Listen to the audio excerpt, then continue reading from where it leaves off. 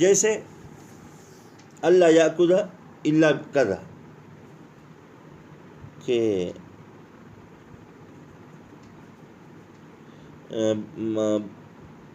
بائیں نے کہا کہ میں غلام اس شرط کے ساتھ بیچتا ہوں کہ غلام فلانا غذا ہی کھائے گا، صح، تو یہ عقد صحیح ہو جائے گا۔ ولو شرط وصفا یقصد، مقصود وصف کی شرط لگائی، جیسے غلام کاتب ہونا چاہیے، مشتری نے کہا، یا جانور میں خرید رہا ہوں لیکن وہ حاملہ ہونا چاہیے، دودھ دینے والا ہونا چاہیے، بہت زیادہ دودھ دینے والا، صح۔ اور اگر شرط کی مخالفت پائی گئی وَلَهُ الْخِيَارُ، تو مشتری کو اختیار ہے، چاہے تو بیع کو باقی رکھے یا ختم کر دے۔ وفی قول یبطل العقد فی الدابہ، دابہ میں شرط لگائی تھی حاملہ یا لبون ہونے کی، اور شرط کی مخالفت پائی گئی تو عقد باطل ہو جائے گا۔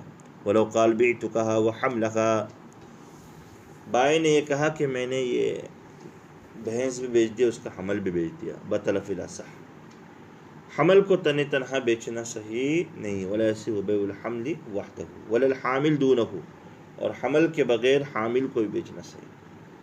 ولو حامل بحر، جو باندی آزاد شخص سے حاملہ ہوئی ہو تو اس کو بھی بیچنا صحیح نہیں ہے۔ ولو باع حاملا مطلقا دخل الحمل فی الجمیع، مطلق حاملہ کو بیچ دیا تو بیع میں حمل بھی داخل ہو جائے گا، یعنی ماں کے بیچنے کے ساتھ ساتھ بچہ بھی طبعاً اس میں داخل ہو جائے گا۔ اب آگے وَمِنَ الْمَنْهِي عَنْهُ مَا لَا يَبْطُلُ، جو حرام بیوع تو ہے لیکن باطل نہیں ہوتی ہے، وہ صحیح ہو جاتی ہے، گنہگار تو ہوگا آدمی لیکن بیع صحیح ہو جائے گی۔ لِرُجُوعِ إِلَى مَا لَا يَقْتَرِنُ بِهِ،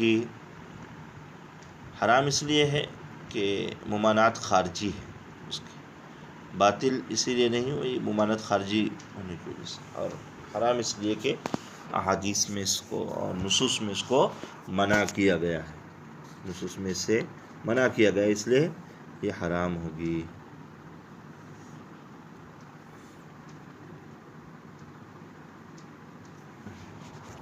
تو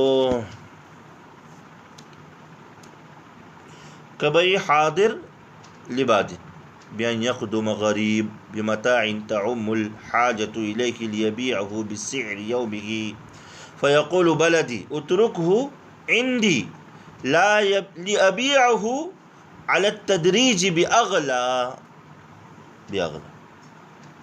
کوئی شخص بستی کے باہر سے،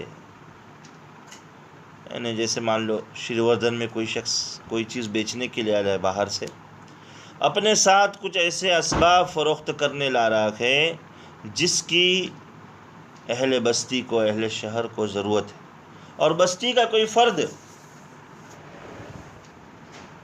اسے یہ مشورہ دے کہ تم ابھی اس کو فروخت نہ کرو، میں وقتاً فوقتاً تھوڑا تھوڑا کر کے فروخت کر کے تم کو زیادہ نفع اور فائدہ پہنچاؤں گا، تو اسے بیع الحاضر للبادی کہتے ہیں، یعنی بستی والے کا باہر سے آنے والے سے کوئی چیز فروخت کرنا، اس طرح کرنا حرام ہے، کیونکہ آپ صلی اللہ علیہ وسلم نے صحیحین کی روایت ہے کہ اس سے منع فرمایا ہے، اور ممانعت اس کی خارجی ہے کہ لوگوں کے لیے یہ تنگی اور حرج کا سبب بنے گا، ظاہر سی بات ہے بستی والا بیچے گا تو خوب نفع کمائے گا، بیچارے غریب محروم رہ جائے گا، تو یہ بیع الحاضر للبادی منع ہے، حرام ہے، گنہگار ہوگا ایسا کوئی کرنے والا، لیکن ایسا کسی نے بیچا تو اس کا بیچنا صحیح ہے، دوسری قسم میں داخل ہے۔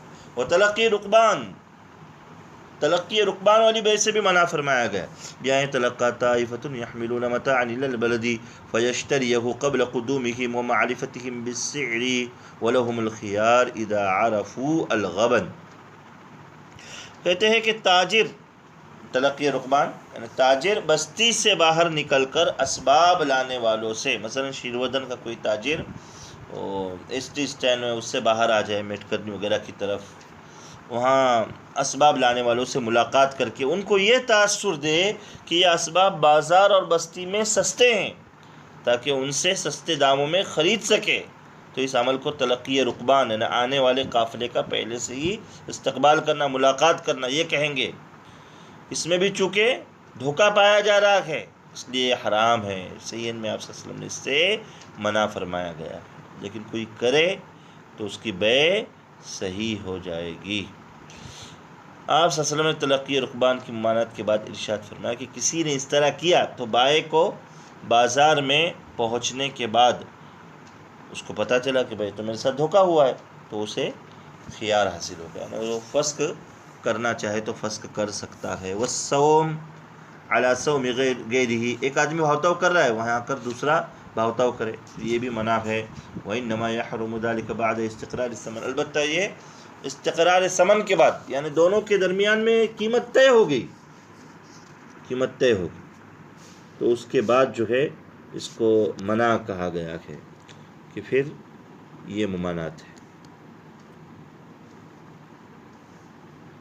ناقدین کسی قیمت پر متفق ہو گئے. آپ جا کر بازار میں مچھلی خرید رہے ہیں تو مچھلی والے سے اور آپ کا معاملہ طے ہو گیا، قیمت طے ہو گئی، پھر آ کر کوئی بھاؤتاؤ کرے کہ بھائی کتنے میں، اس کو 100 میں دی نا، میں آپ کو 150 دینے تیار. یہ سب صورتیں جو ہے حرام ہیں، سب صورتیں حرام ہیں. والبيع على بيع غيره قبل لزومه بأن يأمر المشتري بالفسخ ليبيعه مثله، اس کو مشورہ دیا جائے کہ اس سے معاملہ فسخ کر دو، میں آپ سے خرید لوں گا یا اس سے اعلیٰ قیمت دے دوں گا. والشراء على الشراء بأن يأمر البائع بالفسخ ليشتريه. والنجش، بيع نجش سے بھی آپ صلی اللہ علیہ وسلم نے منع فرمایا ہے. بأن يزيد في الثمن لا لرغبة بل ليخدع غيره. تو یعنی کسی برائے فروخت چیز یعنی مبی کی قیمت بڑھانا، حالانکہ وہ خریدنا نہیں چاہتا، صرف دوسرے خریدار کو یہ تاثر دینا چاہتا ہے کہ یہ چیز قیمتی ہے تاکہ وہ دوسرا خریدار زیادہ قیمت پر لے لے. ایسا بھی کیا جاتا ہے. آپ صلی اللہ علیہ وسلم نے اس سے منع فرمایا. یہ حرکت حرام ہے لیکن بے صحیح ہو جائے گی. بائع اور یہ ناجش دونوں کی ملی بھگت سے یہ کام ہوگا تو دونوں حرام کے مرتکب ہوگے. بائع دھوکے باز اور خائن شمار ہوگا. خریدار کو خیار حاصل ہوگا، خریدار کو جو ہے خیار حاصل ہوگا اس صورت میں. ولا سأنه لا خیار. لیکن اگر ملی بھگت ثابت نہیں ہوئی ہے تو پھر خریدار کو خیار حاصل نہیں ہوگا. ملی بھگت ثابت نہ ہو تو دونوں کا آپس میں ربط بائع اور ناجش کا ثابت نہ ہو. وبيع الرطب والعنب لعاصر الخمر، شراب بنانے والے سے تر کھجوریں یا تر انگورے بیچنا یہ بھی حرام ہے. ويحرم التفریق بین الام، اس لیے کہ یقینی طور پر پتہ ہے کہ یہ حرام میں استعمال کرنے والا ہے اس چیز کو، اس لیے حرام ہے. ماں باندھی اور اس کے بچے کے درمیان میں تفریق کرنا یہ بھی حرام ہے، حتیٰ یہاں تک کہ بچہ بالغ ہو جائے یا مدت تمیز پر آ جائے. وَإِذَا فَرَّقَ بِبَيْعٍ أَوْ هِبَةٍ بَطَلَ فِي الْأَزْهَرِ وَلَا يَصِحُّ بَيْعُ الْعَرْبُونِ. اسی طریقے سے بیع عربون، اس بیع کو بھی شریعت میں جو ہے منع کیا گیا ہے. بیع عربون بأن يشتريه ويعطيه دراهم لتكون من الثمن إن رضي السلعة وإلا فهبة.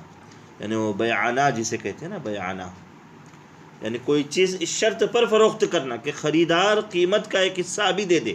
مثلا آپ کہہ رہے ہیں نان بائی سے کہ مجھے کل دوپہر 2 بجے تک 50 روٹیاں چاہیے، 25 کی قیمت ابھی آپ دے رہے ہیں، جو میں بیع مکمل ہونے کی صورت میں تو قیمت میں شمار ہوگا، اور اگر بیع مکمل نہ ہو تو بائع کے حق میں ہبہ شمار ہوگا. یہ بھی ممنوع ہے، باطل ہے، کیونکہ اس میں بائع کو ہبہ کی شرط پر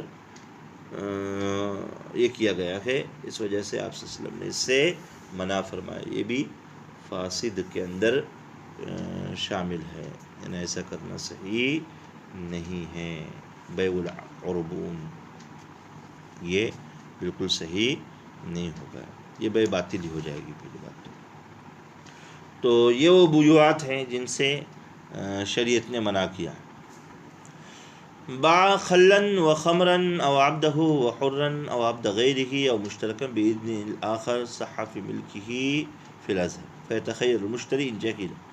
فإن أجاز فبحصته من المسمى باعتبار قيمته وفي قول بجميع ولا خيار للبائع ولا خيار للبائع.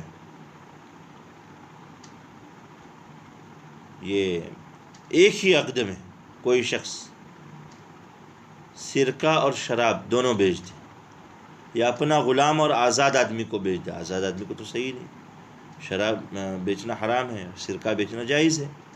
اور مشترکم بغیر اذن الآخر، یا مشترک غلام دوسرے شریک کی اجازت کے بغیر بیچ دے تو اپنی ملکیت کے اندر، جیسے سرکے میں تو بے صحیح ہے، اپنے غلام کی بے صحیح ہے، مشترک غلام میں سے اپنے حصے کی تو بے صحیح ہوگی. اب مشتری کو اختیار ہے، خریدنے والے کو، اگر وہ ان چیزوں سے ناواقف ہے تو بس اگر دوسرا شریک اجازت دے دے تو اس کو اس کے حصے کے اعتبار سے قیمت ادا کی جائے گی. بائع کو کوئی اختیار نہیں ملے گا. ولو باع عبدیہ، اپنے دو غلام بیچ دیے، قبضے سے پہلے ایک تلف ہو گیا، فتلف احدہما قبل قبضہ لم ينفسخ فی الآخر. دوسرے میں مذہب یہ ہے کہ بے فسخ نہیں ہوگی بلکہ اختیار ہوگا. اگر وہ جائز قرار دے دے تو پھر اسی حصے میں بے جائز ہو جائے گی.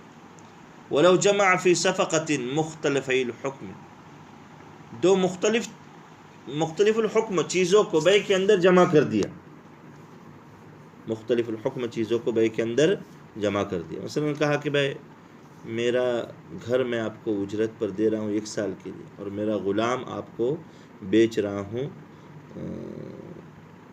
10 دنانیر میں. میرا گھر میں آپ کو اجرت پر دے رہا ہوں 1 سال کے لیے، اور میرا غلام آپ کو 10 دنانیر میں بیچ رہا ہوں. دیکھیے دونوں الگ ہے، اجارے کا حکم بے کے حکم سے الگ ہے. یا بے اور سلم کو جمع کیا، اجارہ اور سلم کو جمع کیا تو دونوں صحیح ہو جائے گا. اور جو متعین قیمت ہے 10 دنانیر، یہ ان دونوں کے مارکیٹ ریٹ پر تقسیم کی جائے گی. علی قیمتی، قیمت کا لفظ جو ہے فقہا مارکیٹ ویلیویشن پر کے لیے بولتے ہیں، اور ثمن جو عاقدین کی رضامندی سے معاملہ طے ہوتا ہے تو اس کو ثمن کہا جاتا ہے، اس کو جو ہے ثمن کہا جاتا ہے. او بے و نکاح صح النکاح، بے اور نکاح کو جمع کر دیا تو ایسی صورت میں جو ہے نکاح صحیح ہو جائے گا، نکاح جو ہے صحیح ہو جائے گا.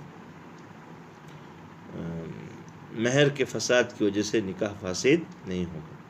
وفی البیع والصداق القولان، اب بیع صحیح ہوگا کہ نہیں، مہر کا کیا معاملہ رہے گا، تو اس بارے میں 2 قول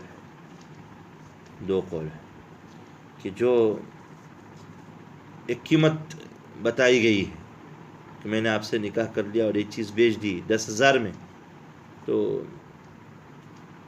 مبی کی مارکیٹ ویلیوشن اور مہر مثل پر اس کو تقسیم کیا جائے گا. دوسرا قول ہے کہ نہیں، دونوں باطل، مہر بھی باطل اور بیع بھی باطل. نکاح تو صحیح ہے اور مہر مثل لازم ہو جائے گی. وتتعدد الصفقة بتفصیل الثمن کبعت کذا بکذا وذا بکذا. میں نے آپ کو موبائل بیچ دیا 10,000 میں اور قلم بیچ دیا 1,000 میں، تو عقد الگ الگ ہو گئے. دونوں عقد الگ الگ ہے، اس لیے کہ دونوں کی تفصیلات بالکل الگ بیان کر دی گئی ہے. وبتعدد البائع، کبھی بائع متعدد ہو جاتا ہے، کبھی مشتری متعدد ہو جاتا ہے، تو یہ عقد الگ الگ کہلائے گے، دونوں الگ الگ کہلائے. ولو وکلاہ او وکلہما فلا صح اعتبار الوکیل، وکیل کا اعتبار کریں. دونوں نے ایک ہی آدمی کو وکیل بنایا، ایک آدمی نے 2 کو وکیل بنایا، تو وکیل کا اعتبار کیا جائے گا، اس لیے کہ وکیل ہی عاقد ہوتا ہے. اگر وکیل متعدد ہے تو عقد بھی متعدد کہلائے گے، وکیل کا اعتبار کیا جائے گا. تو یہ سب جو ہے بوئے منہی عنہا میں سے فاسد اور غیر فاسد، حرام و باطل، اور حرام لیکن غیر فاسد غیر باطل، اس کی مثالیں اور اس کے سلسلے میں باتیں تقریباً ہو گئی مسائل